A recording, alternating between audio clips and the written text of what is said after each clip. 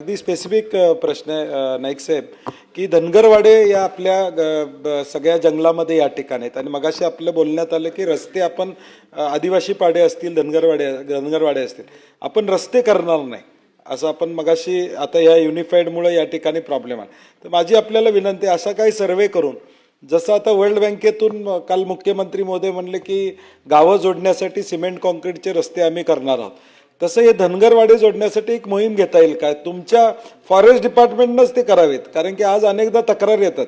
आता कोल्हापूरमध्ये शाहूवाडी असू दे, राधानगरी असू दे, गगनबावडा असू दे, सगळीकडे धनगर जायला रस्ता नाही। परवा एक बातमी आली 5 किलोमीटर 3 किलोमीटर जवळजवळ पेशंट खांद्यावरनं या ठिकाणी घ्यावं लागलं। तर फॉरेस्ट डिपार्टमेंटनंच जबाबदारी घेऊन यामध्ये काय करता येईल का, हा माझा स्पेसिफिक प्रश्न आहे। सन्माननीय सदस्य सत्यजित पाटील यांनी की त्या ठिकाणी जो रस्ते त्या रस्त्यासाठी जो निश्चितपणे प्रयत्न केला, शक्यतो त्या परिसरामधून व्याघ्र प्रकल्पामधून ही मानवी वस्तीच दूर करावं जेणेकरून संघर्ष होणार नाही। परंतु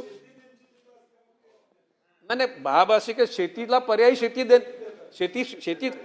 डेफिनेटली हे आजचं एकच दिवसाचं नाहीये, एक सदा न कदा भविष्यकाळामध्ये टिकणारी बाब असल्या कारणानं हे कायमच्या स्वरूपाची समस्या दूर करण्याकरता त्यांना पर्यायी शेती सुद्धा देण्याचा विचार निश्चितपणे करावा लागेल। की तात्पुरतं म्हणजे प्रश्नाचं उत्तर देणं नसतो नाही तर समस्या ती कायमची सुटावी असा विचार शासनाचा आहे।